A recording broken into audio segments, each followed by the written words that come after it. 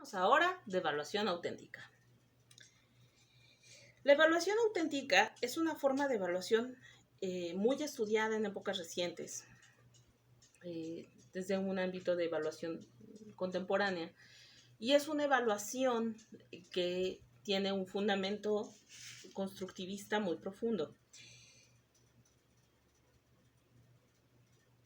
También se apoya de elementos desde el enfoque humanista y es muy recurrente cuando hablamos de evaluación desde enfoque basado en competencias. Porque la evaluación auténtica va a ser una evaluación que se centra en el aprendizaje y por lo mismo se centra en el educando.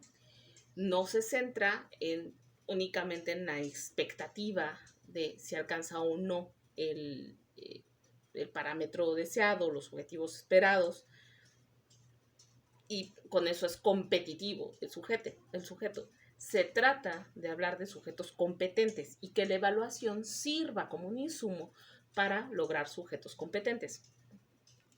Es una forma de evaluación que integra a los estudiantes, es decir, no es una forma de heteroevaluación únicamente.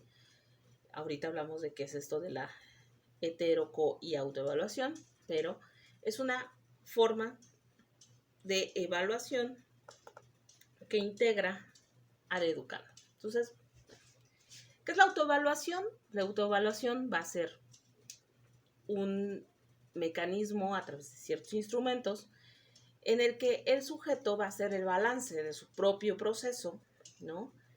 Y entonces lo que va a ocurrir es que el sujeto va a integrar cuáles son sus expectativas de aprendizaje, que es lo que él considera que está pudiendo o no lograr, respecto a los aprendizajes esperados y respecto a la media de su grupo.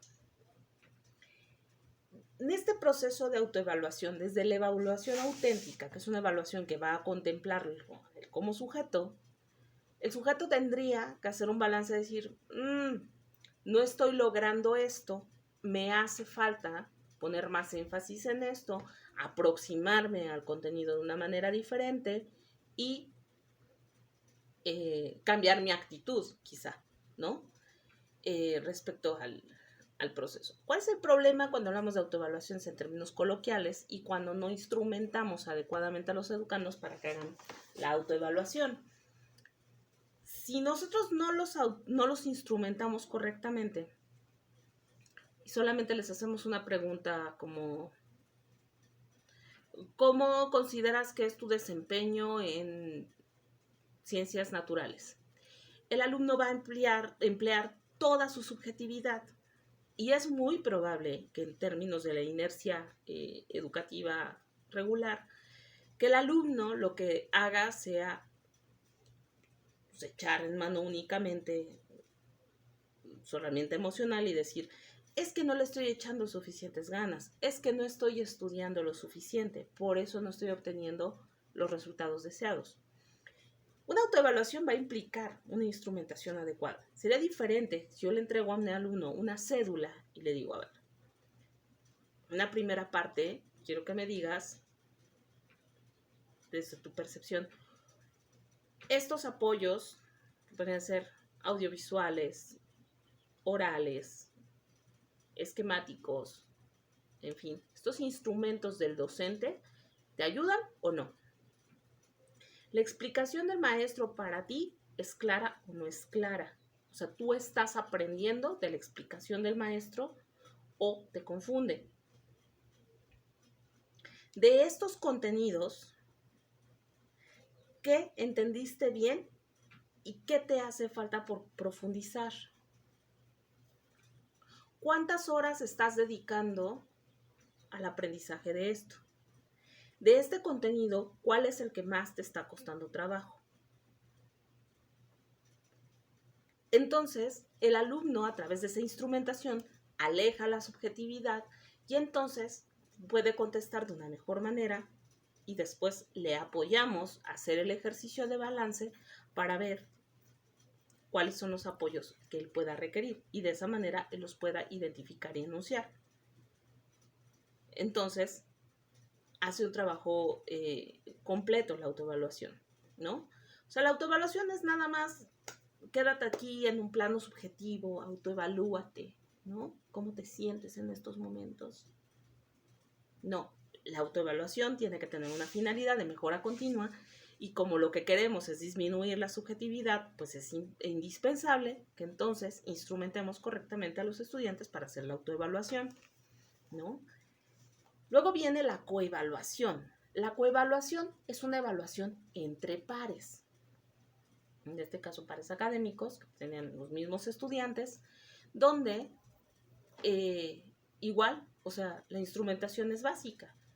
Podemos decir, una forma de coevaluación es intercambien sus cuadernos. Es una forma de coevaluación muy elemental, pero es una forma de coevaluación. Otra forma de coevaluación es que pase un equipo a exponer. Esa es una con la que me encuentro todo el tiempo. Maestra, no nos gusta exponer porque nos da miedo lo que opinan nuestros compañeros o nos da miedo estar frente a público o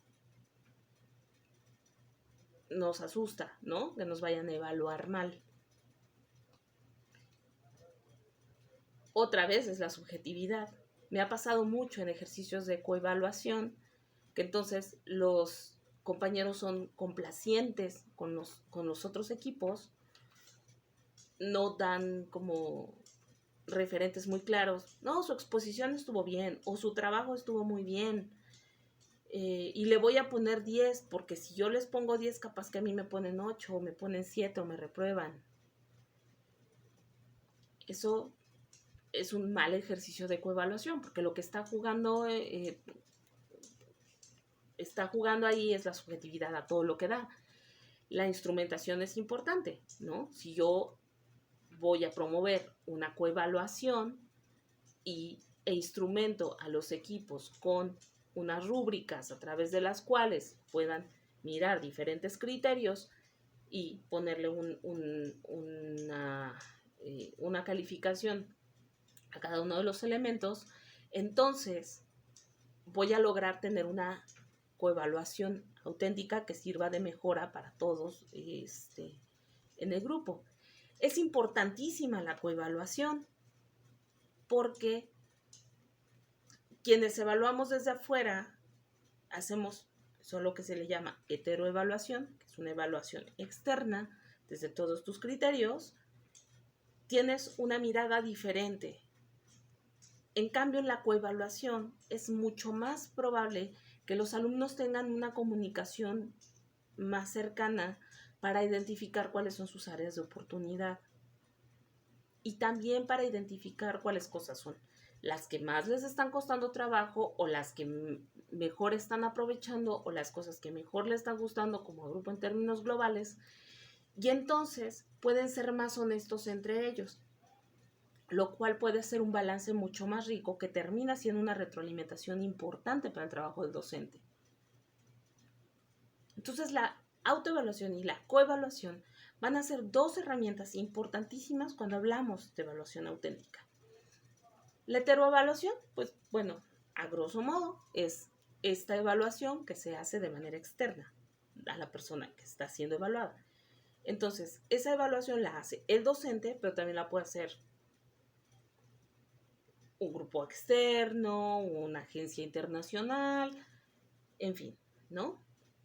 Entonces, bueno, la evaluación auténtica va a ser una forma de evaluación que integra a los estudiantes y que por tanto pondera sobre todo el valor de la evaluación formativa. En este sentido, a diferencia de formas tradicionales de evaluación que se centran en la obtención de resultados, la evaluación auténtica es una evaluación de proceso. Está interesada en la autorregulación y en la regulación progresiva en pro de la mejora continua del aprovechamiento escolar. Es por ello que la evaluación auténtica va a poner atención no solamente en medir las actividades y conocimientos, sino también en calificar las características de la docencia, las actividades de aprendizaje, las tareas, los materiales y también, y súper importante, los ambientes de aprendizaje. si estos son óptimos o no. O sea, no es nada más si el alumno está sacando buenas notas o no, o si el alumno está considerando que hay buenas notas o no. A lo mejor el salón tiene muy poca ventilación y estamos a 30 grados, con 30 alumnos en un salón, y eso va a tener una repercusión en el ambiente intraáulico o en la forma en la que cómo se relacionan los estudiantes. Me queda claro que si el salón está muy caliente, los alumnos pueden estar aburridos, cansados o irritables, y eso puede generar un ambiente de aprendizaje distinto.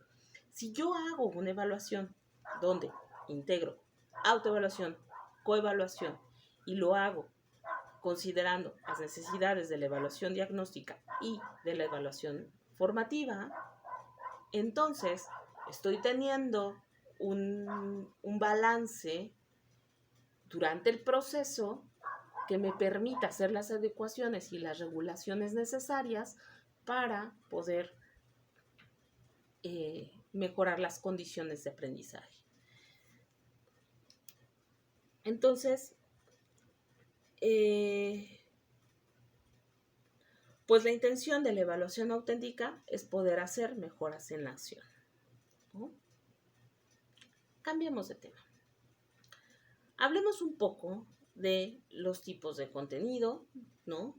Porque si ya hablamos entonces de qué es la evaluación del aprendizaje a partir de cómo se caracteriza, es decir, por su normotipo, por su funcionalidad, ¿no? Pues es importante mirarla a partir de los componentes de la evaluación. Entonces,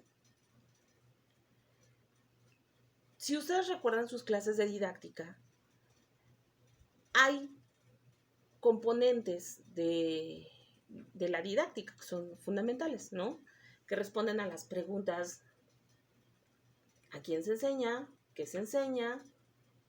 ¿Para qué se enseña? ¿Y cómo se enseña? Estos mismos componentes se traducen en la evaluación, ¿no? Entonces, hablamos de a quién se evalúa, para qué se evalúa, qué se evalúa y cómo se evalúa. Hasta ahorita ya hablamos de los tres primeros. Ya hablamos del aprendizaje, es decir, hablamos del sujeto, ¿no? ¿Quién es el que está aprendiendo? Ya hablamos de para qué se evalúa, es decir, de los objetivos y sus mecanismos, por normotipo, por funcionalidad, en qué momento se evalúa, ¿no? Entonces, ¿qué es lo que vamos a evaluar? Y si hablamos de aprendizaje, pues tenemos que hablar de contenidos. Entonces, en términos de que vamos a evaluar objetos de aprendizaje, es importantísimo recordar y reconocer, pues, que no todos los objetos de aprendizaje son iguales. Entonces, lo primero que tenemos que decir sobre estos tipos de contenido, recordarlos porque ustedes ya los conocen, es que no todos los contenidos son iguales. Si los contenidos no son iguales, por consiguiente no se aprenden igual, y si no se aprenden igual, no se pueden enseñar igual. Si todo eso no ocurre de la misma manera, tampoco se evalúan de la misma manera. En la presentación ustedes van a encontrar un cuadrito que enmarca pues, estas relaciones del contenido con las formas de evaluación, ¿no? Desde el enfoque basado en competencias. Entonces, cuando se habla de evaluación en el marco del enfoque basado en competencias, consideramos que una competencia es una unidad indisasociable de conocimientos, habilidades y actitudes. Un error clásico cuando hablamos de competencias es decir, pues que las competencias son sinónimos de habilidades. Y eso no es así, ¿no? Siempre me gusta pensar como en términos de algo que evoluciona. Y entonces tenemos que para que tú puedas tener una habilidad requiere ciertos conocimientos previos.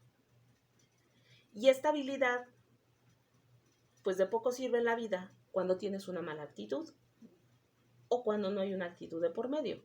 no somos máquinas. Entonces, vamos a pensar en la habilidad para conducir. Sí, definitivamente, ¿no? Poder girar al mismo tiempo que se presionan, que se pulsan pedales o que se mueve una palanca, es una habilidad y que además eso está coordinado, ¿no? Saber escuchar el motor para saber cuándo se tiene que hacer el cambio de velocidad y tener el dominio de cuánto se frena, sin que se apague el carro, sin que dé el enfrenón, al mismo tiempo que se cambia la velocidad y se va acelerando y se va sacando el clutch. Eso es una habilidad, pero para poder tener esa habilidad hay que tener comprensión de lo que el carro está haciendo a la hora que nosotros hacemos ese movimiento. Y para tener esa comprensión también tenemos que tener conocimiento memorístico sobre cuál es el volante, ¿no? Cuál es la palanca, cuál de los 2 o 3 pedales es el clutch. En realidad de los 3 pedales, pero bueno, ¿no? ¿Cuál de los 3 es el clutch? ¿Cuál es el acelerador? Entonces, eso implica que para que yo pueda conducir, necesito tener serie de conocimientos, tengo que tener dominada la habilidad, pero de poco sirve que yo haga eso si cuando alguien se me atraviesa le grito todo el alemán que me sé, o que yo sea muy hábil para manejar, pero me coma la cebra, o me estacione en un lugar reservado para discapacitados. O sea, el saber conducir, es decir, la habilidad, la competencia para conducir, implica, tengo que tener el conocimiento, la habilidad y la actitud. Es decir, la competencia es completa, no es solo la habilidad para hacerlo. Entonces, definitivamente, con mucha dificultad yo podría tener toda la habilidad si yo no tengo el conocimiento, y esa habilidad la tengo que acompañar con pues una serie de valores que me permitan relacionarme socialmente. Cuando se enseña y cuando se evalúa, es más o menos común, cuando se planifica en términos de competencias, que a veces no se ponderan las 3 al mismo tiempo. Generalmente ponderamos más una u otra o 2 al mismo tiempo y difícilmente planificamos las 3 para que estén completas. En realidad tendrían que estar presentes los 3 grupos de contenido, pero la verdad es que generalmente ponderamos alguno de ellos. Y a la hora que evaluamos, un error común es que solamente evaluamos ese que ponderamos. Y eso no es evaluación por competencias.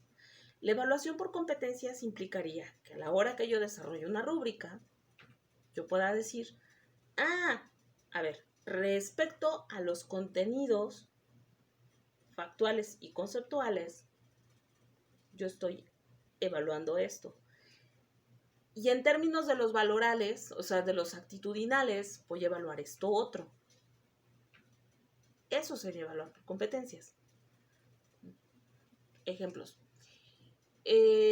Vamos a imaginar que yo estoy evaluando un ensayo sobre globalización o sobre el COVID-19, ¿no? Yo quiero evaluar cómo se sienten ante la situación del COVID-19, ¿no? Y entonces, lo que estoy poniendo como ejemplo, o lo que estoy poniendo como pretexto para que ustedes expresen, pues es su sentimiento sobre el COVID-19, ¿no? Yo lo que quiero evaluar en términos de ponderación es su habilidad para expresar sus ideas y su conocimiento sobre el COVID-19. Y además, poder identificar cómo son sus emociones. Si se dan cuenta, ahí tengo las 3. Y eso lo integro en un instrumento, que en este caso sería una rúbrica, que me permita observar estos 3 tipos de contenido. No sé si me estoy explicando, yo espero que sí. Allá abajito, ¿no? Eso implicaría la evaluación por competencias. Entonces, vamos a regresarnos un poco a los tipos de contenido. Voy a irme al cuadrito, voy a cambiar la cámara para que ustedes puedan verlo. Estoy un poco alejada de la ciudad y desgraciadamente se tronó mi cámara de la computadora.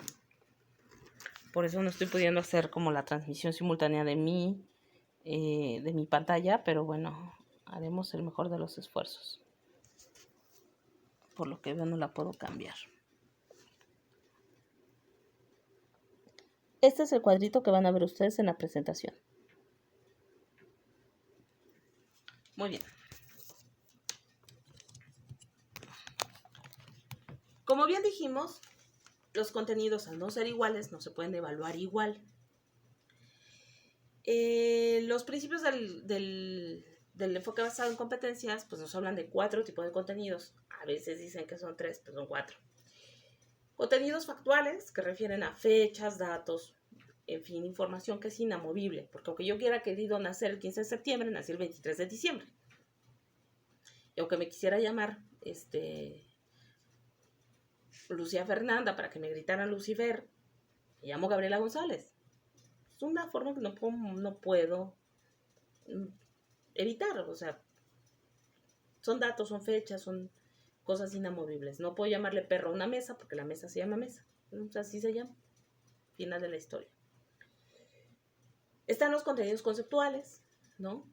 Estos son conceptos, información más compleja, ¿no? Que puede tener una comprensión fija o una comprensión flexible. Es decir, podríamos hablar del concepto de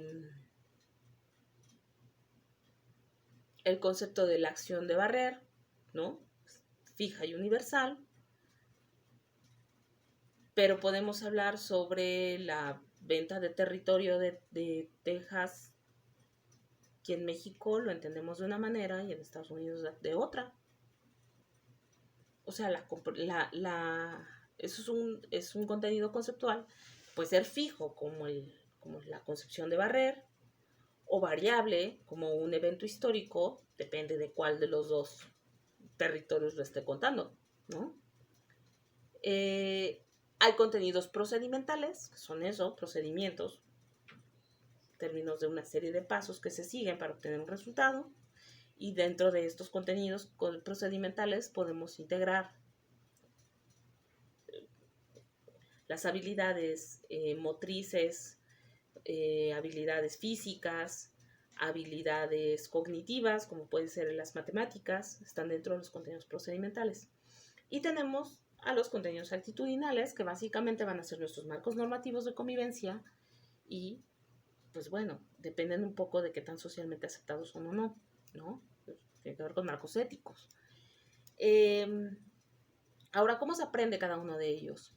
Los contenidos factuales, que son datos y fechas, se aprenden por memorización, no hay más. ¿Te los aprendes o no te los aprendes? O sea, eso es lo que me gusta, por ejemplo, de los idiomas. Haces un examen de idiomas, pásamelo, ahí no hay más, o sea, ¿sabes o no sabes? No hay medio sabes, no hay como que más o menos, no es que sí, casi sí me lo sé, o sea, no, ¿sabes o no sabes? Se aprenden por memorización, se aprenden a veces, o sea, la forma de enseñanza de los contenidos factuales, de los que no se mueven, de los que son datos, se enseñan por primer contacto, en muchos sentidos. Oye, ¿eso cómo se llama? Palmera. Por primer contacto ya supe que eso se llamaba palmera. No más por primer contacto, no necesité más en mi vida, ¿no? Se enseñan por ejercicios de repetición. ¿Cómo se aprendieron las tablas de multiplicar? 1 por 1, 2 por 2, 2, 3 por 3, 3, ¿no? Se aprenden por asociación, se enseñan también por asociación. Es que palmera me recuerda a palma. Me acuerdo de la palma de mi mano, entonces me acuerdo de la palabra palmera, por asociación. ¿Y cómo se evalúan regularmente? Por examinación, o se puede utilizar también como instrumentos, aparte de la examinación, la lista de cotejo. ¿Lo sabe o no lo sabe? No hay más, ¿no? Puedo usar también la rúbrica, aunque no me sirve de mucho, pero generalmente se lo aprendió o no se lo aprendió, lista de cotejo. Luego tenemos a los conceptuales, acuérdense, pueden ser flexibles como barrer, pueden ser, no pueden ser fijos como barrer, pueden ser flexibles como cómo fue que se independizó Texas, ¿no? ¿Cómo se aprenden estos contenidos? Por comprensión. La reflexión es lo que nos va a permitir adquirir los contenidos conceptuales. ¿Cuáles van a ser los ejercicios habituales para la enseñanza? La lectura, los videos, el uso de multimedia, la explicación, la búsqueda autodidacta, los ejercicios reflexivos, las preguntas generadoras, la elaboración de ensayos, las exposiciones orales, los debates, ¿no? ¿Cómo evaluamos? Pues hay un chorro de estrategias, pero bueno, entre ellas y las más ocurridas, los cuestionarios, los ensayos, las exposiciones van a ser formas para acercarse en términos de enseñanza. La explicación, evidentemente, explicar el concepto, ¿no? Exposición oral por parte del docente, la explicación magistral, son formas de enseñanza. ¿Cómo lo vamos a evaluar? Podemos usar ensayos, podemos hacer cuestionarios, ¿no? Podemos hacer exposiciones y podemos utilizar como instrumentos las rúbricas, los cuestionarios, ¿no? Las listas de cotejo aquí nos sirven un poquito menos. La observación directa también es una forma de evaluación para los conceptuales. Para los procedimentales, ¿acuerdan? La serie de pasos, ¿no?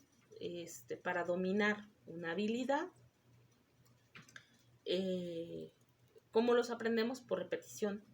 O sea, ¿cómo aprendieron ustedes a tener un trazo fino?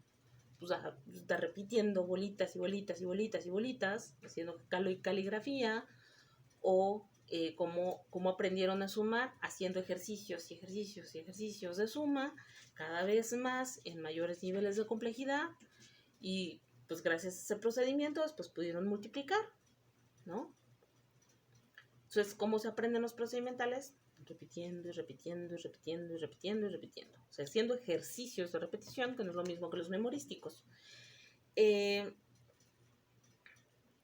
También se aprende a través de la interacción, ¿no? Bueno, ¿cómo lo vamos a enseñar? Con estos ejercicios, pero también a través de la interacción, ¿no? Oye, es que esto no me sale, ¿no? Estoy haciendo un pastel y entonces no estoy midiendo bien. Por interacción con el docente, ¿no? Con la persona que te está enseñando, la persona que hace la mediación. A ver, si haces esta técnica así, a ver si te aproximas de esta manera, a ver si lo logras así, ¿no? Acuérdense, si a alguien ya le tocó enseñarlo, pero si no, acuérdense cómo lo aprendieron, a abrocharse agujetas. ¿Cómo aprendieron a atar las agujetas?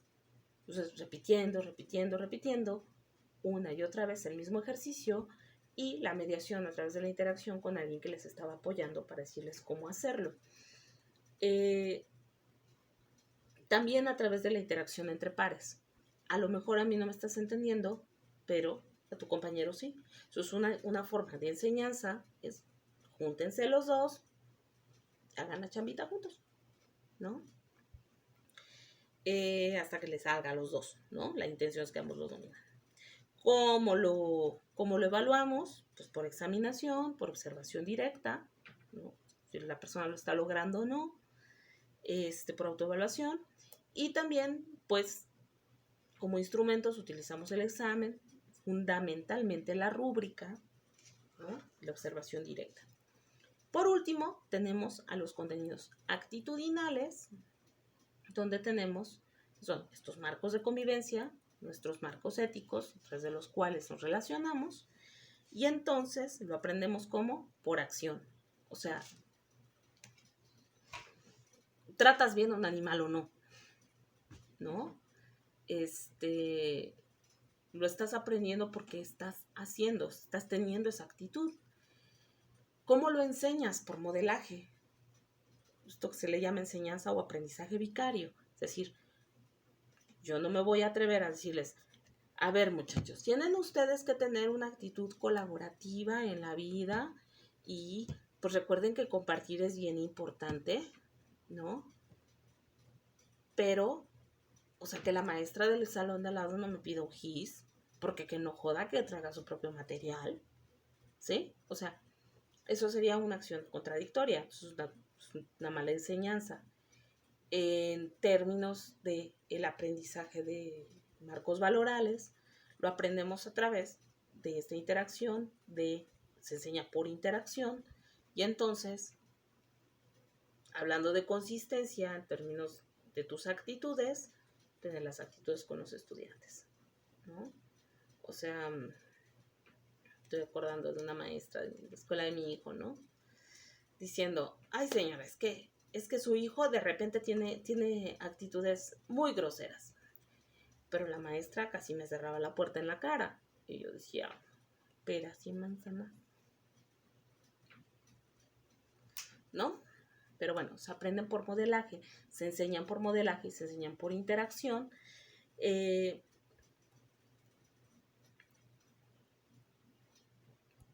Pues bueno, hacemos también ejercicios simulados, ¿no? O sea, la simulación como estrategia es muy importante cuando se trata de contenidos valorales, ¿no? Si vas en el camión y entonces te encuentras un celular, ¿qué haces? Te lo quedas, ve, llamas para devolverlo, ¿no? Es una forma de enseñanza de este tipo de contenidos. ¿Cómo lo evaluamos? Fundamentalmente con observación directa. O sea, sí podemos hacer cuestionarios, pero a veces los educandos tienen un marco así valoral muy profundo en lo conceptual, pero no en la práctica, ¿no? Ejemplo maravilloso de esto es cuando hablamos de equidad de género, ¿no? Nos podemos echar una hora en el salón sobre lo importante que es la equidad, el respeto, la sororidad, ¿no? Y ven a todas las chavas y chavos así, sí, maravilloso, extraordinario, sí, porque todos tenemos que ser iguales, y bueno, un discurso súper equitativo. Les haces un examen y bueno, de verdad lo contestan todo súper bien. Cruzan la puerta del salón. Bueno, ni siquiera la cruzan, termina uno la clase y en ese momento empiezan los cuchicheos. No, y es que esa pinche vieja no sé qué, y uno dice, pero si hace 5 minutos estabas diciendo lo contrario. O sea, si los cuestionarios son útiles, no sé si lo más, la mejor estrategia. La verdad es que cuando se trata de contenidos valorales, lo mejor de lo mejor es la observación directa. ¿Y qué instrumentos utilizamos? Pues fundamentalmente la rúbrica. La lista de cotejo también puede ser útil. ¿Dudas hasta acá, chamacos? Yo espero que no. Hasta aquí dejaría la sesión del día de hoy. Todas las dudas, comentarios, aspectos que ustedes quieran destacar o señalar, aquí abajito, y continuamos la comunicación, digamos, de manera escrita. Es una pena que no hayamos podido encontrarnos cara a cara, me hubiera gustado muchísimo el poder interactuar. Sé que habrá otros momentos en la vida para hacerlo. Ha sido para mí un placer poder compartir, aunque sea de esta manera, esta sesión con ustedes. Lo más importante en estos momentos, pues es nuestra seguridad y que estemos apostándole a ello. Les deseo lo mejor de lo mejor, la mejor de las semanas, que tengan una semana de cuarentena lo más productiva posible, ¿no? Que monitoreen mucho su estado de ánimo y sobre todo que sigan las recomendaciones de la Secretaría de Salud. Dentro de los apoyos para la sesión, bueno, tenemos las presentaciones de PowerPoint que pueden darles seguimiento, más los materiales impresos, y pues nos vemos en nuestra próxima sesión. Chaito, bye.